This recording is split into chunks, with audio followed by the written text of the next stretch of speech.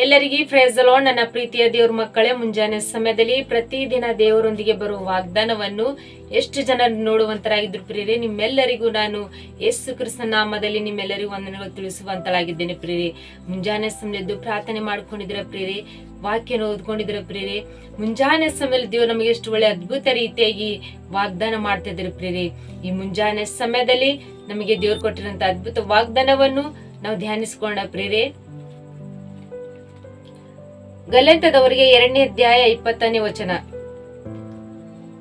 ಕ್ರಿಸ್ತನೊಂದಿಗೆ ಸಿಲುಬೆಗೆ ಹಾಕಿಸಿಕೊಂಡವನಾಗಿದ್ದೇನೆ, ಇನ್ನು ಜೀವಿಸುವವನು ನಾನಲ್ಲ, ಕ್ರಿಸ್ತನು ನನ್ನಲ್ಲಿ ಜೀವಿಸುತ್ತಾನೆ. ಹಲ್ಲೆಲೂಯಾ. ನನ್ನ ಪ್ರೀತಿಯ ಸಹೋದರ ಸಹೋದರ, ಮುಂಜಾನೆ ಸಮಯದಲ್ಲಿ ದೇವರು ನಮಗೆ ಎಷ್ಟು ಒಳ್ಳೆ ಅದ್ಭುತ ರೀತಿಯಾಗಿ ವಾಗ್ದಾನ ಮಾಡ್ತಾ ಇರ್ಲಿ.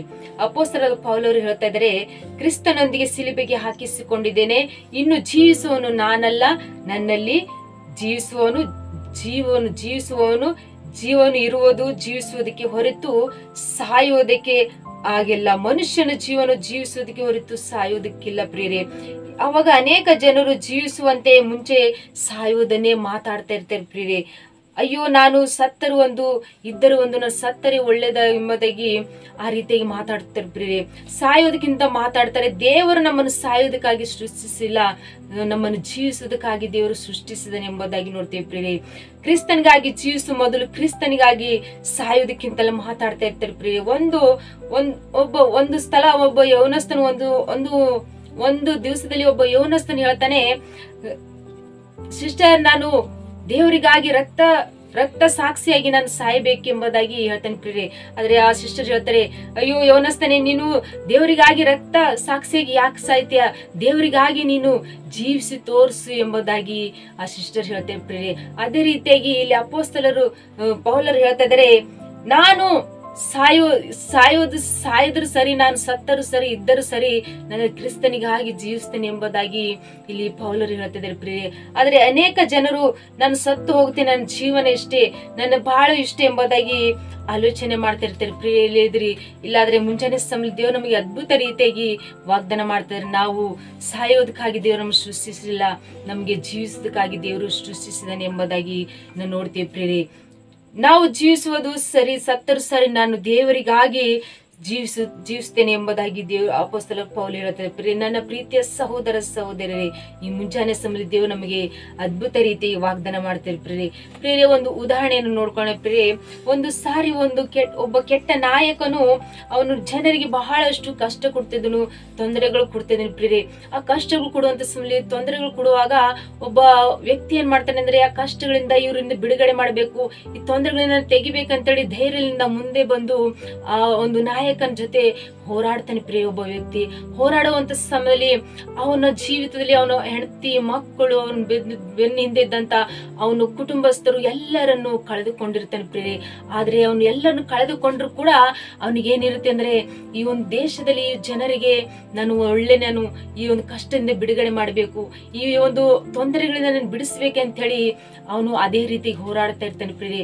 ಒಂದು ಸಮಯದಲ್ಲಿ ದೇವರಿಗೆ ಪ್ರಾರ್ಥನೆ ಮಾಡ್ತೇನೆ, ನಾನು ಇನ್ನು ಮುಂದೆ ಇನ್ನೂ ಜೀವಿಸ್ಬೇಕಪ್ಪ, ಈ ಒಂದು ಜನರಿಗೆ ಕಷ್ಟದಿಂದ ನಾನು ಬಿಡಿಸಬೇಕಪ್ಪ, ನನಗೆ ಇನ್ನೂ ಸ್ವಲ್ಪ ಕಾಲ ನಾನು ಜೀವಿಸುವಂತೆ ದೇವ್ರ ನನಗೆ ಸಹಾಯ ಮಾಡು ಅಂತ ಹೇಳಿ ದೇವ್ರ ಮುಂದೆ ಪ್ರಾರ್ಥನೆ ಮಾಡ್ತಾ ಇರ್ತೇನೆ ಪ್ರಿಯರೇ.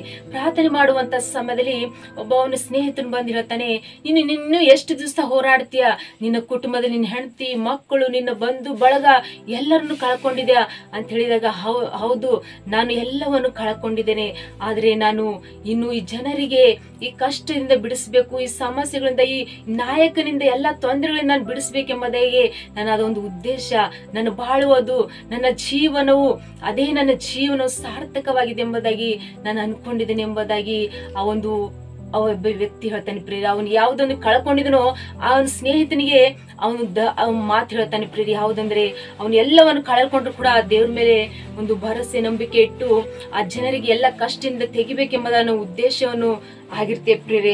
ಅರ್ಥಪೂರ್ವಕವಾಗಿ ನನ್ನ ಜೀವನ ಇದೆ ಎಂಬುದಾಗಿ ಅವನ ಸ್ನೇಹಿತನಿಗೆ ಹೇಳ್ತಾನೆ ಪ್ರಿಯರೇ. ನಮ್ಮ ಜೀವಿತದಲ್ಲಿ ಎಲ್ಲವನ್ನು ಕಳೆದುಕೊಂಡು ಹೋಗಿದ್ಯಾ, ಎಲ್ಲವನ್ನು ಕೊನೆ ಕ್ಷಣಗಳು ನಮ್ಮ ಜೀವಿತದಲ್ಲಿ ಎಲ್ಲವನ್ನು ಮುಗಿದು ಹೋಗಿದೆ ಅಂತ ನಾವು ಅನ್ಕೊಳ್ತಿದ್ದೇವೆ ಪ್ರಿಯರೇ. ಆದ್ರೆ ದೇವರು ಇನ್ನು ಹೇಳ್ತಿದ್ದಾರೆ, ನನ್ನ ಜೀವನ ಇಷ್ಟೇ, ನನ್ನ ಜೀವನದಲ್ಲಿ ಸೇವೆಯಲ್ಲಿ ಫಲ ಇಲ್ಲ, ನಮ್ಮ ಕುಟುಂಬದಲ್ಲಿ ನೆಮ್ಮದಿ ಇಲ್ಲ, ಎಲ್ಲವನ್ನು ಸರಿ ಕಾಣ್ತಾ ಇಲ್ಲ ಅಂತ ಹೇಳಿ ದೇವ್ರ ನೆನಪಿಗೆ ತರ್ತಾ ಇದ್ದೀರಾ ಪ್ರಿಯರೇ. ಆದ್ರೆ ದೇವ್ರು ಹೇಳ್ತಾ ಇದಾರೆ, ನಾವು ದೇವರಾಗಿ ಜೀವಿಸುವಂತರಾಗಿರ್ಬೇಕು. ದೇವರ ವೈರಾಜ್ಯವನ್ನು ಹಿಡಿದುಕೊಂಡು ನಾವು ಬಾಳುವಂತರಾಗಿರ್ಬೇಕು ಪ್ರಿಯರೇ. ನಮ್ಮ ಜೀವಿತದಲ್ಲಿ ಎಲ್ಲ ಕಳೆದುಕೊಂಡ್ರು, ಏನಿಲ್ಲಂತ ಸ್ಥಿತಿಯಲ್ಲಿ, ಏನ್ ನೆಮ್ಮದಿ ಸುಖ ಶಾಂತಿ ಏನಿಲ್ಲಂತ ಸ್ಥಿತಿಯಲ್ಲಿ ಇದ್ರು ಕೂಡ ನಾವು ದೇವ್ರ ವಾಕ್ಯಗಳನ್ನ ಗಟ್ಟಿಯಾಗಿ ಹಿಡ್ಕೊಂಡು ನಾವು ಪ್ರಾರ್ಥನೆ ಮಾಡ್ಕೊಳ್ಬೇಕು ಪ್ರಿಯರೇ. ಮುಂಜಾನೆ ಸಮಯ ದೇವ್ರು ನಮಗೆ ಇಲ್ಲಿ ಈ ಭೂಮಿಯಲ್ಲಿ ಸೃಷ್ಟಿಸುವುದು ಸಾಯೋದಕ್ಕಾಗಿ ಅಲ್ಲ, ನಾವು ಜೀವಿಸಿ ದೇವ್ರ ಮಾರ್ಗವನ್ನು ನಾವು ಹಿಡ್ಕೊಂಡು ನಾವು ಜೀವಿಸುವುದಕ್ಕೋಸ್ಕರವಾಗಿ ಪ್ರಿಯರೇ. ಮುಂಜಾನೆ ಸಮಯ ಎಷ್ಟು ಜನರು ಈ ವಾಗ್ದಾನ ಗಟ್ಟಿಯಾಗಿ ಹಿಡ್ಕೊಳ್ತಾರೆ ಪ್ರಿಯರೇ. ನಾವು ಜೀವಿಸುವುದು ಸಾಯೋದಕ್ಕಾಗಿ ಅಲ್ಲ, ದೇವರ ರಾಜ್ಯಕ್ಕಾಗಿ ನಾವು ಜೀವಿಸುವಂತರಾಗಿರ್ಬೇಕೆಂಬುದಾಗಿ ಪ್ರಿಯರೇ. ಒಂದೊಂದು ಕ್ಷಣಗಳು ಒಂದೊಂದು ದಿನದಲ್ಲಿ ನಾವು ದೇವರಿಗೆ ಮಹಿಮೆ ಪಡಿಸುವುದಕ್ಕೋಸ್ಕರಾಗಿ ನಾವು ಜೀವಿಸಬೇಕೆಂಬುದಾಗಿ ಈ ವಾಗ್ದಾನ ಗಟ್ಟಿಯಾಗಿ ಹಿಡ್ಕೊಂಡು ನೀವು ಪ್ರಾರ್ಥನೆ ಮಾಡ್ಕೊಳ್ಳುವಾಗ ದೇವರು ನಿಮ್ಮ ಜೀವಿತದಲ್ಲಿ ಈ ವಾಗ್ದಾನ ಆತ್ಮ ರೀತಿಗೆ ನೆರವೇರಿಸಿ ನಮ್ಮನ್ನು ಬಲಪಡಿಸಲಿ ಪ್ರಿಯರೇ. ಆಮೇಲೆ ಪ್ರಾರ್ಥನೆ ಮಾಡ್ಕೊಳ್ಳೋಣ.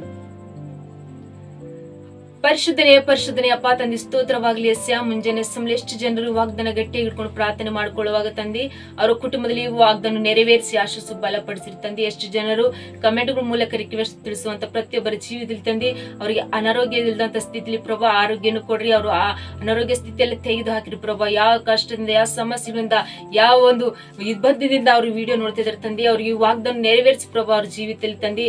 ಎಷ್ಟು ಜನರು ಸಾಯೋದಕ್ಕೋಸ್ಕರವಾಗಿ, ಎಷ್ಟು ಜನರು ನಮ್ಮ ಜೀವನ ಇಷ್ಟೇ ನಮಗೆ ಬೇಡ, ನಮ್ಮ ಜೀವನ ಎಂಬವರಾಗಿ ತಂದಿ ಅವ್ರಿಗೆ ನೀವು ಅವರಿಗೆ ಜೀವಿಸುವುದಕ್ಕಾಗಿ ನೀನು ಅವರು ಸೃಷ್ಟಿಸಿದಪ್ಪ. ನಿನ್ನ ಉದ್ದೇಶವನ್ನು ಅವರು ಜೀವಿತದಲ್ಲಿ ಮಾರ್ಪಡಿಸಿರಿ ತಂದಿ. ಅವರು ಒಂದು ಕ್ಷಣಗಳು ಒಂದೊಂದು ದಿನದಲ್ಲಿ ಪ್ರಭಾ ಈ ವಾಕ್ಯ ಗಟ್ಟಿ ಹಿಡ್ಕೊಂಡು ಪ್ರಾರ್ಥನೆ ಮಾಡ್ಕೊಳ್ಳುವಾಗ ತಂದಿ ಅವರ ಜೀವಿತದಲ್ಲಿ ಎಲ್ಲ ರೀತಿಗೆ ಜಯವನ್ನು ಕೊಟ್ಟು ಅವರಿಗೆ ಆಶಿಸು ಬಲಪಡಿಸಬೇಕಂತೇಳಿ ನಜರೇತಿನ ಯೇಸು ಕ್ರಿಸ್ತನಲ್ಲಿ ಪರಿಶುದ್ಧಳ ನಾಮದಲ್ಲಿ ಬೇಡಿ ಹೊಂದಿದ್ದೇನೆ ತಂದೆ. ಆಮೇನ್. ಎಲ್ಲರಿಗೆ ಪ್ರೈಸ್ ದಿ ಲಾರ್ಡ್.